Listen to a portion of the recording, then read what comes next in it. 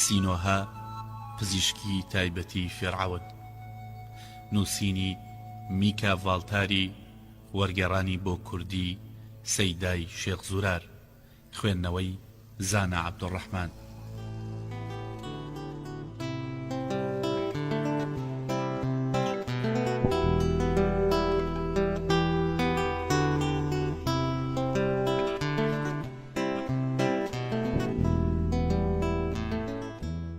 بەشی 36ەم، چۆن ناسنامەی ڕاستەقینەی خۆم بۆ دەرکەوت.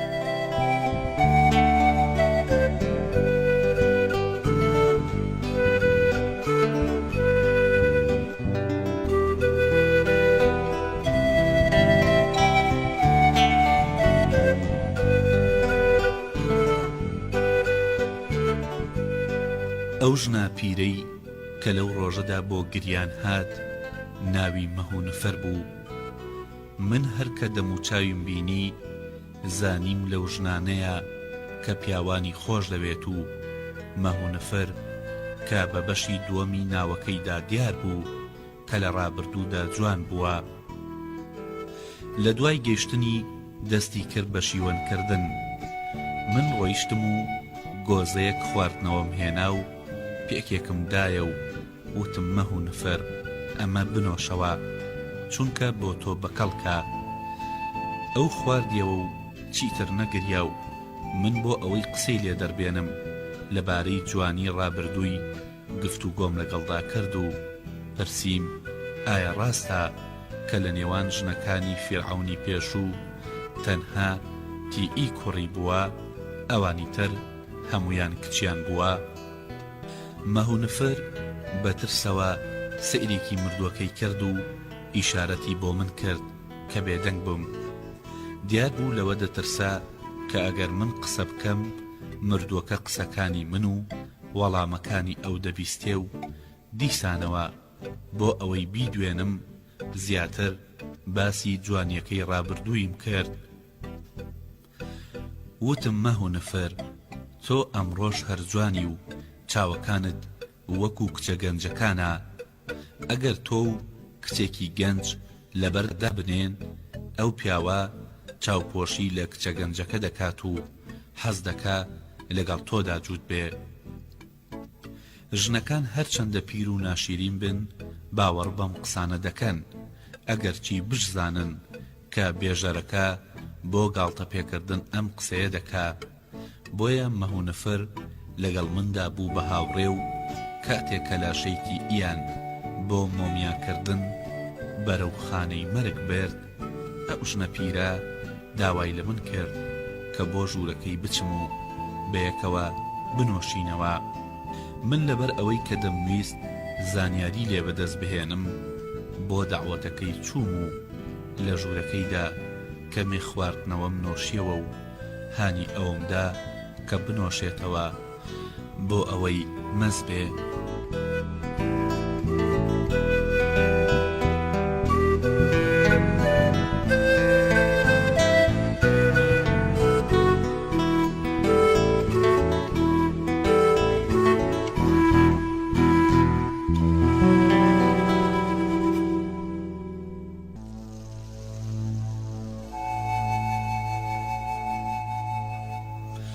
کاتێک کە سەرخۆش بوو وتی تیئی لە هەڵبژاردننی پیاواندا سەلیقە و زەوقێکی سەیری هەبوو، چونکە لە گەنجە میسریەکان کە هەمویان جوان و خۆش ئەندام بوون و پێستی لەشیان نەرم و گەنم ڕەنگ و بۆن خۆش بوون بێزار بوو. لەبری ئەوان ڕەشە کەڵەگەتەکانی بۆ ڕابواردن هەڵدەبژارد، ئەیوت لەزەت لە بۆنی توندی لەشیان و دڵڕەقی کاتی ڕابواردنیانەکەم. کاتێک کە ژنە پیرەکە ئەم قسانەی دەکرد لێم نزیک بۆوە و بۆ نیشان و سینەمی کرد.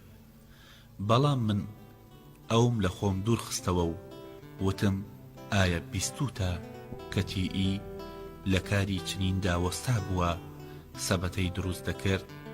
ئایا تۆ نەتبینی کە لە کاتی شەودا ئەو سەبەتانە بەدەم ئاوی نیلەوە بدا؟ پیرەژنەکە وتی لەبەر ئەوەی کە تیئی مردووە و من لە مەترسی ئەو ئاسوودە بووم دەتوانم پێت بڵێم کە لە سەردەمی ژیانی فێرعەونی پێشوو سێ مناڵی کوڕ بەدەستی تیئی خرایە سەبەتەوە و سەبەتەکەیان لەسەر ئاوی نیل بەرەڵا کرد.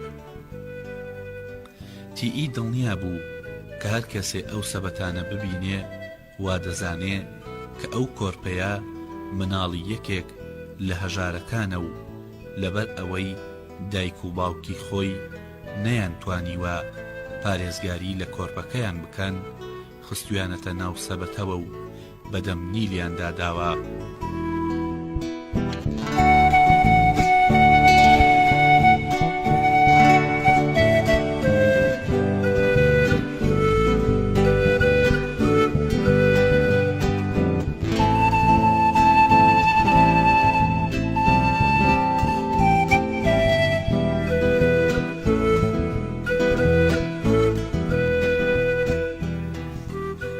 کاتەی کە تیئی مناڵی کوڕی ژنەکانی فێرعەونی ئەدزی و لە سەبەتەدا دایە ناو ئەی خستە سەر ئاوی نیل کاتێک بوو کە هێشتا لە خواکان دەترسا و نەیدەوێرا ئەو مناڵە کوڕانە بکوژێت و دەست لە خوێنیان وەربدا. بەڵام لە دوای ئەوەی کە ئامی شێوەی بەکارهێنانی زەهری فێری تیئی کرد ئیتر ئەو کۆرپە کوڕانەی کە لە کۆشکدا لە ژنە کۆنەکانی فێرعەون دەبوون دەیکوشتن. بەڵام کاتێک کە کچێکی پاشای میتانی و هاوسەری فێرعەون کوڕی بوو هێشتا تیئی شێوەی بەکارهێنانی ئەو زەهرانەی نازانی، بۆیە ئەو کوڕەی لە سەبەتەیەک ناو بەدەم ئاوی نیلی دادا وتم مەهۆ نەفەر تۆ لەبەر ئەوەی کە دەزانی من پیاوێکی ئەزمون نەدیتەم ئەم قسەیە بە من دەڵێی بۆ ئەوەی پێم ڕابێری، چونکە من بیستومە کە کچی پاشای میتانی واتە هاوسەری فێرعەونی پێشوو کوڕی نەبووە. مەهۆ نەفەر وتی سینۆها تۆ پیاوێکی بێ ئەزمون نیت بەڵکو خاوەنی تەجروبەیەکی زۆریت، چاوەکانت شادیەدەن کاتێک کە دەڵێی ئەزمون دیتەنیم درۆ دەکەی. واگەر تیئی زیندوو بوایە ئەم قسەیەم بە تۆ ناوت ئەم نهێنیم نادەرکاند، بەڵام لەبەر ئەوەی کە مردووە و دەتوانم پێت بڵێم کاتاکە کەسێک کە نەیهێشت کچی پاشای میتانی ببێتە دایکی جێنشینی میسر ئەم تیئیە بوو. تۆ ئاگاداری کە لە کۆنەوە ڕێوڕەسم وا بووە فێرعەونەکانی میسر ژنێکیان لە خێزان و خانەوادەی پاشایەتی میتانی هەڵبژاردووە و لەبەر ئەوەی ئەوان خۆیان حەزیان دەکرد کە کچەکانیان بدەنە فێرعەونەکانی میسر. ئەو کچانەیان بە مناڵی لە میتانیەوە بۆ میسر دەنارد بۆ ئەوەی لە دەرباری میسردا گەورە ببن و فێرعەون بتوانێ بەپێی ئارەزووی خۆی ڕایان بهێنێ و لە دواییدا کە گەورە بوون ببنە ژنی فێرعەون. لەو سەردەمەشدا کچێکی مناڵ لە ماڵی پاشای میتانیەوە بۆ میسر هات و لە کۆشکی پاشایەتی ئێرەدا نیشتەجێ بوو بۆ ئەوەی لە دوا پێگەیشتنی ببێتە هاوسەری ئەخناتون، بەڵام لە تۆ شاراوە نییە کە ئەو کچە مرد. بەڵام کچی پاشای میتانی و هاوسەری فێرعەونی پێشوو کە ناوی تادۆهیپا بوو کاتێ هاتە میسرەوە ئەوەندە بچووک بوو کە یاری بە بووکەشوشا کرد.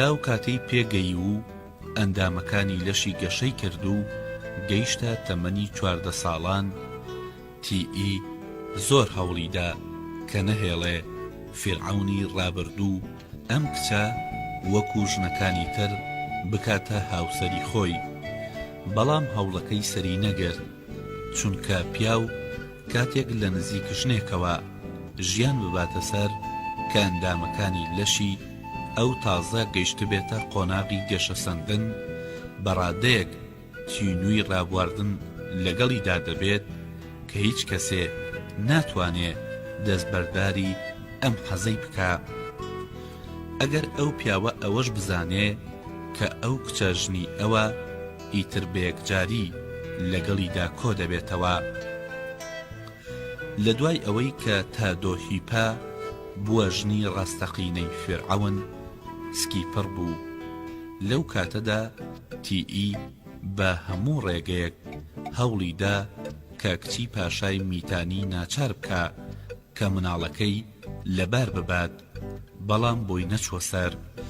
تیئی لەگەڵ ژنەکانی تر ئەم کارەی دەکرد و ئەوانی ناچار دەکرد مناڵەکانیان لەبار ببەن، چونکە ئەو ژنانە لە بنەماڵەیەکی گەورە نەبوون، لە تیئی ئەترسان و لە ترسی ئەو بۆ چۆنیەتی لەباربردنی مناڵەکە فەرمانی جادوگەرە ڕەشپێستەکانیان جێبەجێ کرد، یان ڕازیە بوون کە لە دوای مناڵ بوون ئەگەر کۆرپەکە کوڕ بوو تیئی ئەو کوڕە ببات و کچێک لە جیاتی ئەودا بنێن، یان وای بڵاو بکاتەوە کە مناڵەکە مردووە.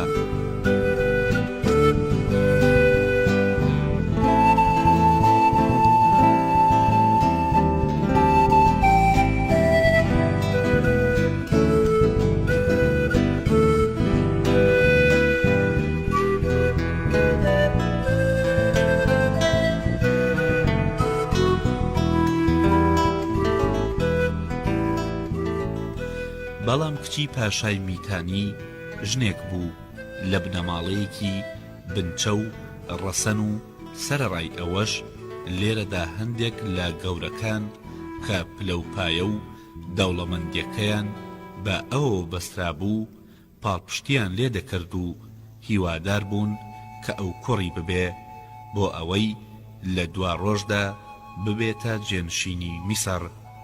لە هەمان کاتدا کە کچەکەی پاشای میتانی دووگیان بوو تیئیش سکیپڕ بوو، بەڵام من دەزانم کە مناڵەکەی ئەو لە فیرعەون نەبوو، بەڵکو لە پشتی ئامی بوو.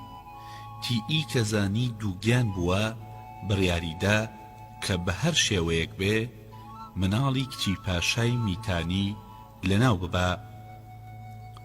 بۆ ئەم مەبەستە ئامی لە شاری خۆرەوە بۆتە بەسهێنا و هەموو خزمەتکارەکانی کۆشکی بە زێڕ و پارە یان بە هەڕەشە ملکەتی خۆی کرد.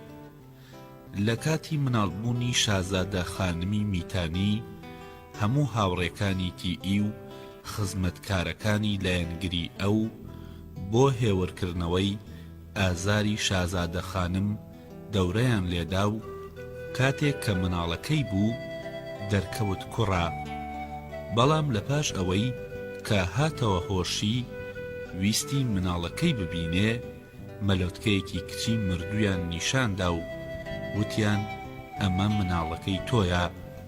من دەزانم کە مناڵەکەی ئەو شازادە خانمە کوڕ بوو. هەمان شەو ئەویان خستە ناو سەبەتەیەکەوە و لەسەر ڕووباری نیل بەجێیان هێشت.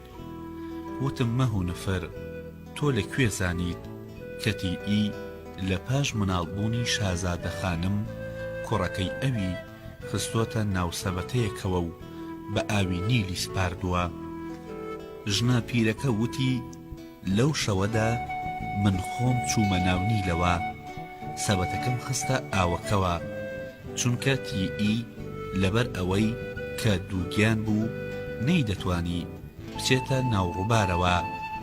ئەگەر سەبەتەکەی لە نزیکی وشکانیەکەوە بەڕەڵا بکردایە ئەو سەبەتەیە لە قامیشەکانی کەنار نیلگیر دەبوو دوور نەدەکەوتەوە. بۆیە بە منی وت بچمە ناو ئاوی ڕووبارەوە و سەبەتەکە لە شوێنێکدا دابنێم کە جوڵەی ئاوەکە دووری بخاتەوە. کاتێک کە ئەم وتەیەم بیست بەڕادەیەک تووڕەبووم کە هەڵسام و جامی خواردنەوەکەم بە زەوی دادا دامە بەرلەقا. مەهونەفەر کە تووڕەیەکەی منی بینی دەستی گرتم و داینیشاندمەوە. وتی سینۆها، من ئەم سەرگوروشتەیەم بۆ کەس نەگێڕاوەتەوە، بەڵام لەبەر ئەوەی کە تۆم خۆش دەوێ بۆیە بۆتم باس کرد. لە ناو هەموو خزمەتکارەکانی کۆشک تیئی تەنها متمانەی بە من بوو، چونکە لە نهێنیەکانی ڕابردووی ژیانی من بە ئاگا بوو. دەیزانی ئەگەر من خیانەتی لێ بکەم دەتوانێ لە ناوم بدات و من بینیم کە ئەو سەبەتەی مناڵی شازادە خانمەکەم خستە ناوی بەدەستی تیئی چنرا بوو.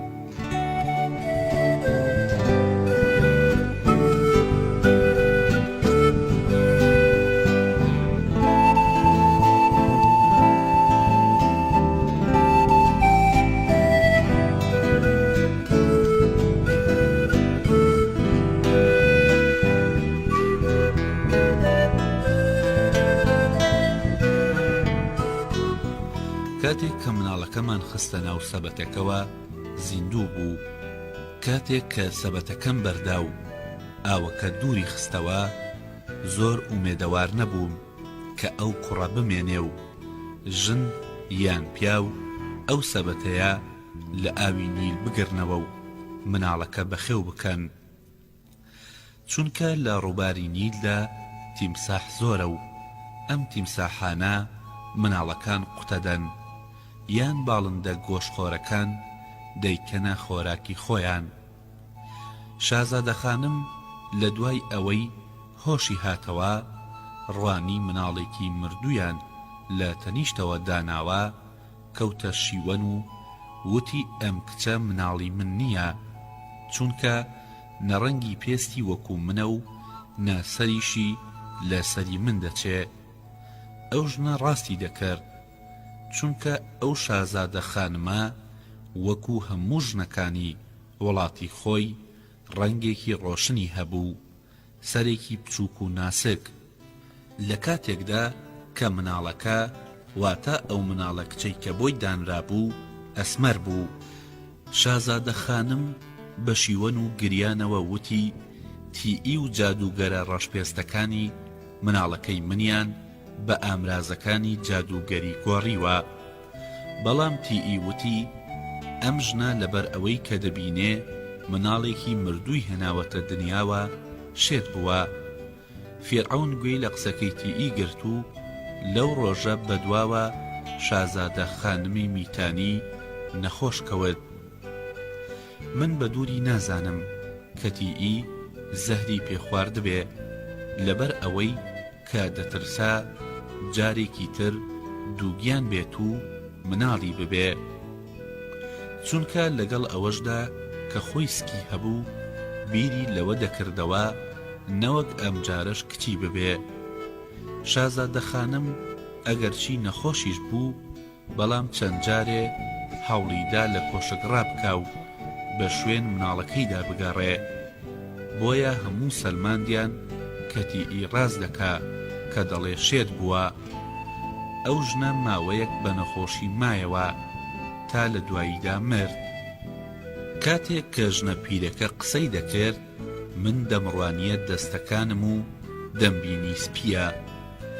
لە دوای ئەوە ژنەکە قسەکانی تەواو کرد، لێم پرسی ئایا شازادە خانمی میتانی دەموچاوی سپی بوو؟ ژنە پیرەکە وتی بەڵێ.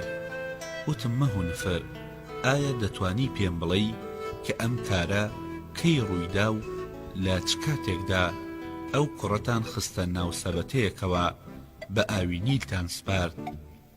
ژنە بە ساڵاچووەکە وەڵامی دایەوە بەڕای تۆ ئایا حەیف نییە ئێمە لە جیاتی خواردن و نۆشینەوە کاتی خۆمان بەم قسانە بەسەر ببەین؟ من وتم نا، من حەز دەکەم کە بزانم لە چ کاتێکدا ئەو کوڕە هاتە دنیاوە و ئێوە بە سەبەتەکەوە خستانە ناونیلەوە.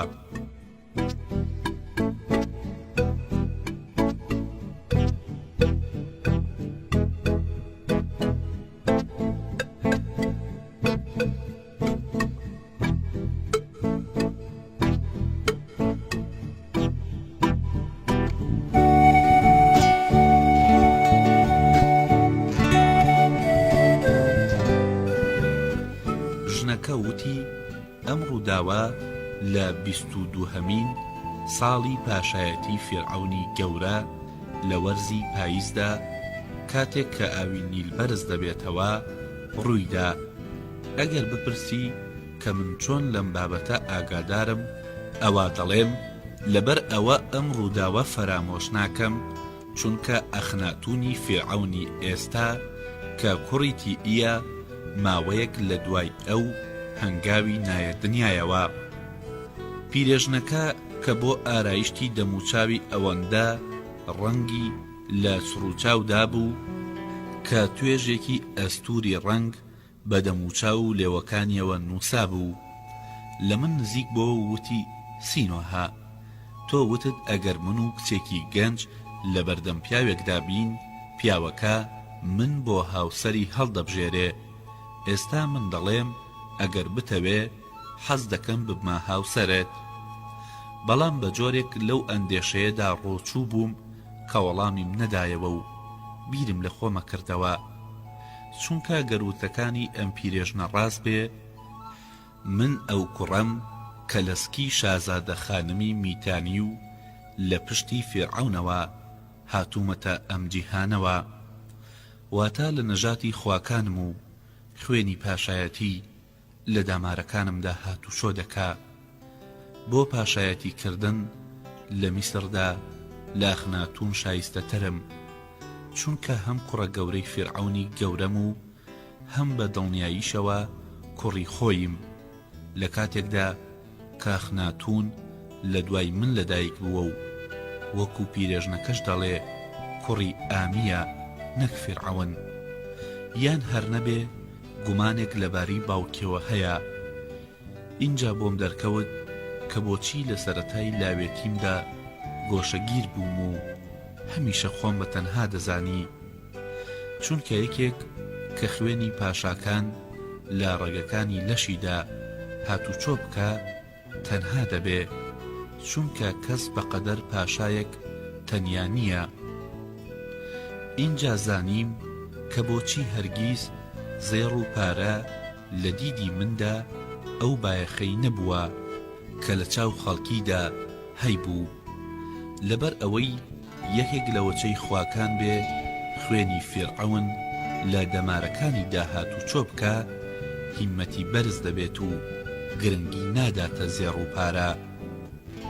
ئەوەندە ئەو ژنە لە ژوورەکەیدا قسەی کرد و ئەملاو ئەولای کرد کە زنجیرەی بیرکردنەوەمی پسڕاند و سەرنجمدایە ئەو بۆ ئەوەی بە قسەکانی خۆی مێشکم پەرێشانتر نەکا. پێم وت وا باشترە شتێ بخۆینەوە و پاشان کەمێکمان نۆشیەوە و دووبارە ژنەکە دەستی بە قسە کرد و وتی ئەگەر بتەوێ دەبمە هاوسەرت. لە کۆتاییدا بۆ ئەوەی دەستم لێ هەڵبگرێت هەندێک تریاکم کردە ناو شەرابەکەیەوە و دەرخواردمدا و تا نووست. کاتێ لە کۆشکەکەی تیئی هاتمە دەرەوە، ڕوانیم خزمەتکارەکانی کۆشک منیان بە یەکتری نیشان دەدا و پێدەکەنین.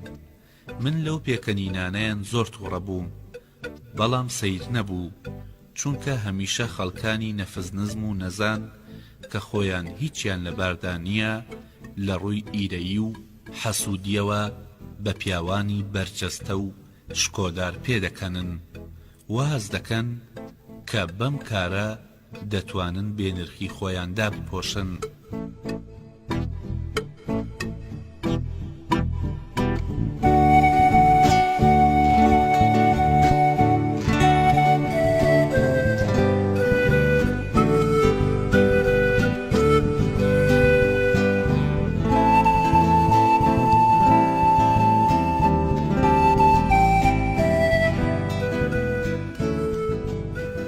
کاتێک کە گەڕامەوە ماڵەوە بینیم مەرید چاوەڕوانی منە بۆ ئەوەی ئاگاداری ئەم ڕووداوانە بێ کە پەیوەندی بە مردنی دایکی فێرعەونەوە هەیە. هەر ئەوەندە هەنگاوم نایە ناو خانوەکەمەوە، موتی خزمەتکارم دەستی بەدەمیەوە گرت و وەکو یەکێک کە لە پڕێکە لە ڕووداوێکی سەرسوورهێنەر بحەپەسێ بە ئیشارەت منی بە مەرید نیشاندا. مەریتیش لە دوای بینینی من زۆر تێکچوو. خزمەتکارەکەم بە مەریتی وت: ئایا ئێستا دەیسەلمێنی؟ کاتێک کە پێم وتی هەموو پیاوەکان وەکو یەکترن و متمانە بە هیچ کامێکیان ناکرێ، ڕاستم دەکرد. وتم ئەمڕۆ یەکێک بوو لە ڕۆژە خەمهێنەر و ماندووکەرەکانی ژیانی من. لە دوای ئەم ڕۆژە پێویستم بە پشودانە، بۆیە ناتوانم سەبارەت بەم شتانە بدوێم کە موتی لەبارەی پیاوانەوە دەیڵێ. لە ناکاودا دەموچاوی مەرید ڕەش هەڵگەڕا و ڕای کرد، ئاوێنەیەکی زیوی هێنایە و دایە دەستم و هاواری کرد: سینۆها، من پێت ناڵێم کە لە ڕابواردن لەگەڵ ژنانی تردا خۆت بپارێزە، چونکە ژنێک کە ڕەسپاردەی وا بداتە پیا و نەفامە و ئەگەر پیا و دەرفەت و ئامرازی هەبێ لەگەڵ ژنێکی گەنج و جواندا ڕابێرێ، مەحاڵە خۆی لەم خۆشیە بێبەشکە.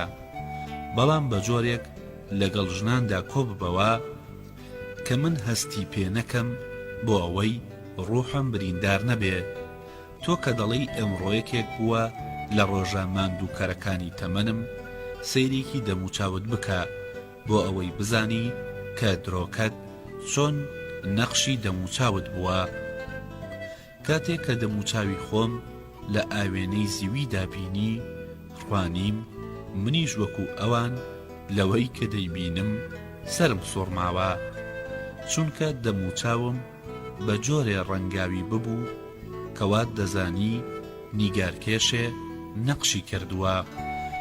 لە ڕاست و چەپی دەموچاوم و چەناگە و ملمەوە جێگەی لێوی ئەو پیرێژنە شەیتان سروشتە، واتە مەهونفر بە شێوەیەکی بەرجەستە و زەق بە ڕەنگی ئەرخەوانی تۆخ دەبینرا. لەبەر ئەوەی کە دەموچاوی خۆی لە من خشاندبوو، ئەدوت کرێکارێکی سپیکاری بەگەچ و بە ڕەنگ دەموچاومی سوور و سپی کردووە. ویستم ئاوێنە زیویەکە فڕێ بدەم، بەڵام مەرید ئاوێنەکەی لەدەست ساندم و لە بەرامبەر دەموچاومدا ڕایگرت بۆ ئەوەی بەڵگەی بێوەفایی خۆم بەرامبەر بە ئەو ببینم کە توانای نکۆڵی لێکردنیشم نەبوو. کاتێک کە دەموچاوی خۆم شت و پاکم کردەوە، بە مەریتم وت: دەبینم کە تۆ تووشی هەڵەیەکی گەورە بوویت، چونکە وا دەزانی کە من لەگەڵ ژنێکی تردا هاوسەر بوومە، بۆیە بۆتی ڕوون دەکەمەوە کە مەرید وتی: من پێویستم بە ڕوونکردنەوەی تۆ نییە و حەز ناکەم تۆیەک کە بەرامبەر بە من بێوەفاییت کردووە دەمی خۆت بەم ڕوونکردنەوە درۆیانە پیس بکەی. لەم جۆرە ڕووداوانەدا گومان دروست نابێ، چونکە دەموچاوی تۆ وای نیشان دەدا کە لەگەڵ ژنێکی تر و بە بۆچوونی بەهێز لەگەڵ ژنەکانی کۆشکی دایکی فێرعەوندا ڕادبواردووە.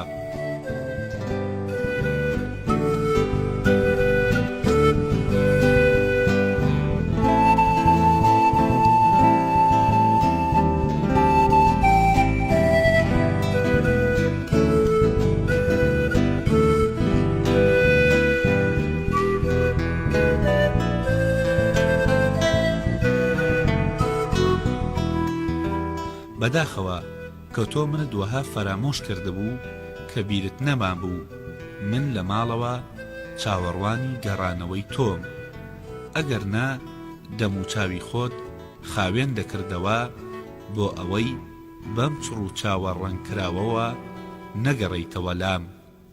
لەوانەشە لەبەر ئەوە دەموچاوی خۆت نەشتبێ کە من ئاسەواری ڕابواردنت لەگەڵ ژناندا ببینم و بزانم کە تۆ بەڕادەیەک لە دیدی ژنەکانی ئەوێدا سەرنجڕاکێشەری کە شازادە خانمەکانی کۆشک کاتێک کە تۆ دەبینن ئاگایان لە خۆیان نامێنێ و بێشەرمانە خۆیان فڕێدەدەنە باوەشتەوە، یان ئەوەندە سەرخۆش بوویت کە لە بیرت چووە دوای ڕابواردن لەگەڵ ژنانی کۆشکدا دەموچاوت بشۆی.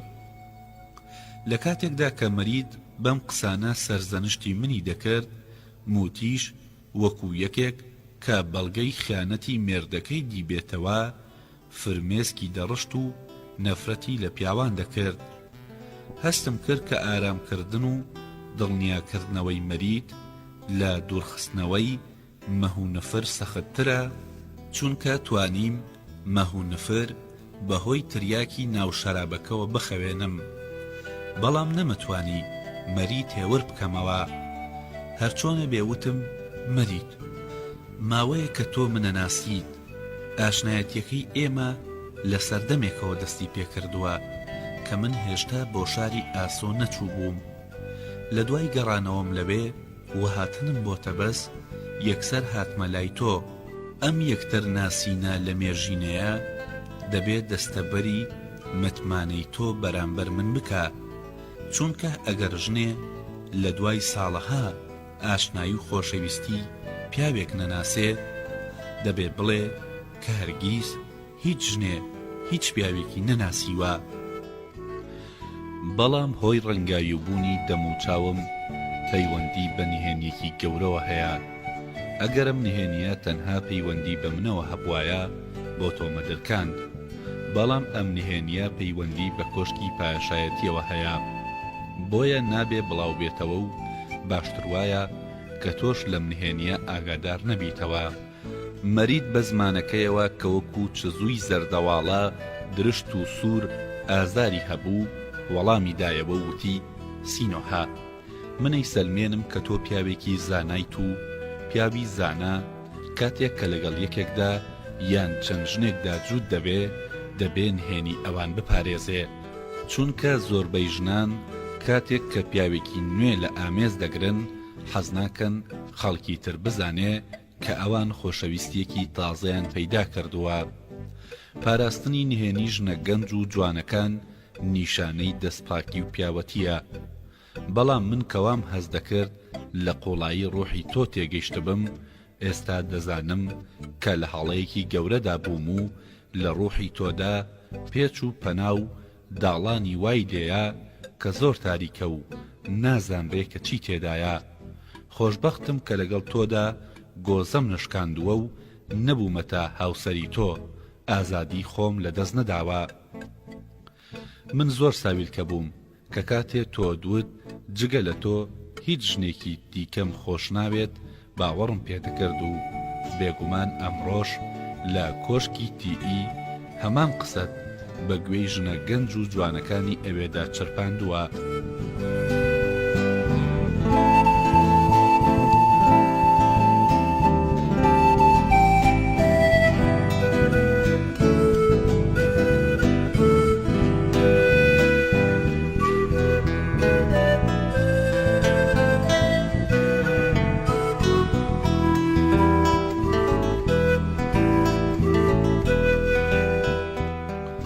ویستم مەرید نەوازش بکەم بۆ ئەوەی بەهۆی دەست بە سەراهێنان تووڕەیەکەی دا بمرکێنمەوە، بەڵام ئەو هاواری کرد لە من نزیک مەبەرەوە، چونکە تۆ ئەمڕۆ ئەوەندە شەکەتی کە دەبێ شەو و ڕۆژێ پشوو بدەیت تاو کاتەی کە ژنە شۆخ و شەنگەکانی کۆشک هەن.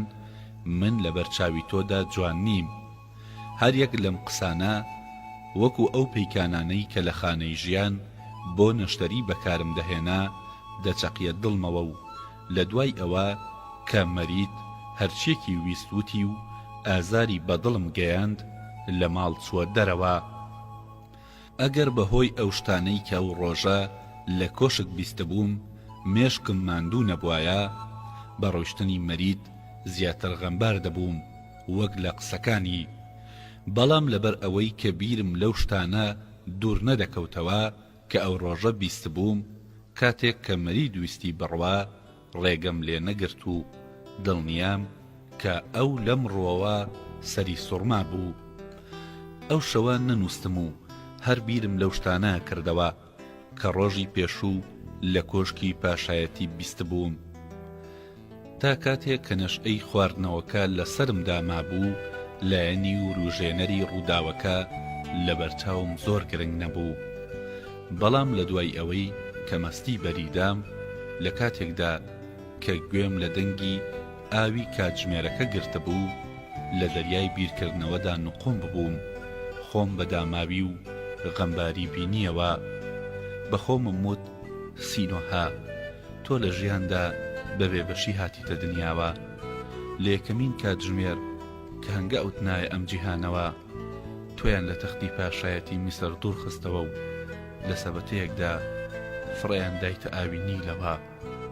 ئەو ساژنێک کاوسەری پزیشکێکی هەژار بوو، تۆی لە ڕووبار گرتەوە و ئەو ژن و پیاوە لەبەر ئەوەی کە مناڵیان نەبوو، تۆیان کردە کوڕی خۆیان و گەورەیان کردی، بۆ قوتابخانەیان ناردی تا ببیتە خوێندەوار.